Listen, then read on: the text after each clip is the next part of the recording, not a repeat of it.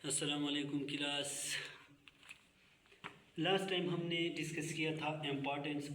सबसे पहले हमने डिस्कस किया था बाइनोमियल नोमेनक्लेचर के बारे में। बाइनोमियल नोमेनक्लेचर क्या होता है? जब हम किसी भी ऑर्गेनिज़म या किसी भी ऑर्गेनिज़म को हम दो नामों से हम उसको क्या करते हैं, दो नेमिंग देते हैं।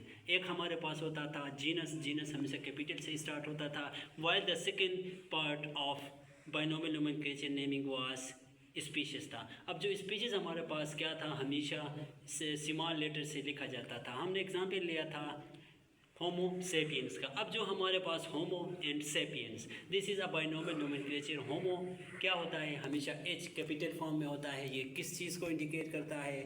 ये जो हमारे पास जीनस होता है उसको इंडिकेट करता है। और द सेकेंड पार्ट जो हमारे पास था सेपियंस वो क्या करता था, जो हमारे पास स्पीशीज़ होता था उसके नाम को इंडिकेट करता था।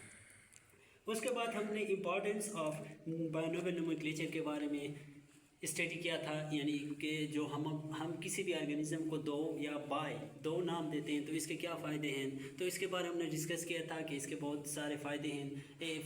मेन फ़ायदा ये था कि ऑल ओवर द वर्ल्ड किसी भी ऑर्गेनिज्म को, चाहे प्लांट है एनिमल है, उसको सिर्फ एक नाम से क्या हम पुकारेंगे, जिसकी वजह से जितने भी लोकल नेम वगैरह होंगे वो क्या हो जाएंगे, वो कोई बंदा या कंफ्यूज ना हो जाए, लोकल नामों से कंफ्यूज ना हो जाए। एक स्पेसिफिक ऑर्गेनिज्म को एक स्पेसिफिक नाम देते थे। अब ये क्या था, हमारे पास इंपॉर्टेंस ऑफ बाइनोमियल नोमेनक्लेचर था। अच्छा, today we will discuss about complications of classifying viruses. अब जो हमारे पास जब क्लासिफिकेशन शुरू हो गया था उस टाइम क्या हो गया था, हमने पढ़ा था कि फर्स्ट ऑफ ऑल जो हमारे पास क्लासिफिकेशन था, टू किंगडम था, फिर 3 किंगडम था, फिर 5 किंगडम था। We already discuss about it. अब जो हमारे पास वायरस जितने भी होते हैं, अब इसको क्लासिफाई करने में क्या बहुत सारे मुश्किलात आए थे। अब इसके जो हम जितने भी मुश्किलात आए थे, today we will discuss about virus living and non living characteristics, यानी जो लिविंग कैरेक्टरिस्टिक्स होते हैं और नॉन लिविंग कैरेक्टरिस्टिक होते हैं। Just because of this classification of virus is complicated. इसी वजह से इसके अंदर बाज़ लिविंग कैरेक्टरिस्टिक्स होते हैं, बाज़ नॉन लिविंग कैरेक्टरिस्टिक्स होते हैं, जिसकी वजह से अब इसको क्लासीफाई करना मुश्किल हो गया था कि हम जो है ना लिविंग ऑर्गेनिज्म के कैटेगरी में इसको क्लासीफाई करें या नॉन लिविंग ऑर्गेनिज्म के जो क्लासिफिकेशन उसमें हम इसको उसको वहाँ पे क्लासीफाई कर दें। अच्छा, तो फिर viruses show characteristics of both living and non-living organism. The living characteristics of viruses are, अब जो हमारे पास जितने भी living characteristics हैं वो हमारे पास हैं। अगर हम बात कर लें living characteristics, CHA, and the second we have non-living characteristics.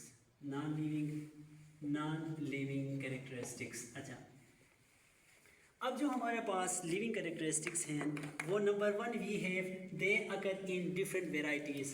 अब इसका जो लिविंग कैरेक्टरिस्टिक है वो क्या होते हैं, ये वेराइटीज़, यानी ये क्या हो जाते हैं, डिफरेंट वेराइटीज़ में पाए जाते हैं।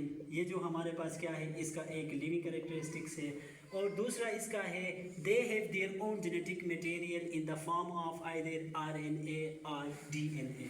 अब इसका क्या होगा, अपना जेनेटिक मटेरियल होगा जिसको, या द जेनेटिक मटेरियल में भी DNA और RNA, ये भी क्या है, इसका एक लिविंग कैरेक्टरिस्टिक्स है।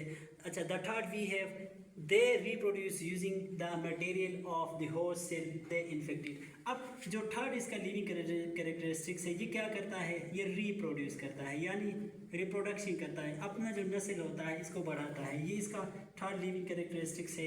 And number 4 living characteristics of viruses are they enter the cells of living organism and cause disease. वो क्या होते हैं, ये जितने भी हमारे पास वायरसेस होते हैं वो लिविंग ऑर्गेनिज्म या होस्ट के अंदर आ जाते हैं। होस्ट के अंदर आने के बाद वो क्या, वहाँ पे डिफरेंट डिजीज़ फैलाते हैं। अच्छा, when we talk about non living characteristics of viruses, then they lack cellular structure and enzyme system. अब इसके पास क्या होंगे, जो सेलुलर स्ट्रक्चर हैं, सेलुलर स्ट्रक्चर्स आर एब्सेंट। अब इसके अंदर क्या होंगे, सेलुलर स्ट्रक्चर एब्सेंट होंगे, जितने भी सेलुलर स्ट्रक्चर लाइक न्यूक्लियस हो गया, राइबोसोम हो गया, गोल्जी एपैरेटस वगैरह वगैरह के, वो इसके अंदर नहीं होंगे। ये इसका एक नॉन लिविंग कैरेक्टरिस्टिक्स है। अच्छा, number second we have they can be crystallize and store in bottle. अब इसको क्या कर लेंगे, ये इसका जो दूसरा नॉन लिविंग कैरेक्टरिस्टिक है, ये क्रिस्टलाइज, यानी ये क्या हो जाएंगे, क्रिस्टलाइज फॉर्म में होंगे, क्रिस्टलाइज फॉर्म में होंगे या किस फॉर्म में होंगे, नॉन लिविंग फॉर्म में ये पाए जाएंगे। ये इसका क्या है, नॉन लिविंग सेकंड कैरेक्टरिस्टिक्स है। The third we have they do not respire. अब इसका जो थर्ड है ये क्या है, नॉन लिविंग कैरेक्टरिस्टिक है, रिस्पायरेशन। अब इसके अंदर क्या, ये रिस्पायर नहीं करेगा, ये इसका क्या है, नॉन लिविंग कैरेक्टरिस्टिक्स है।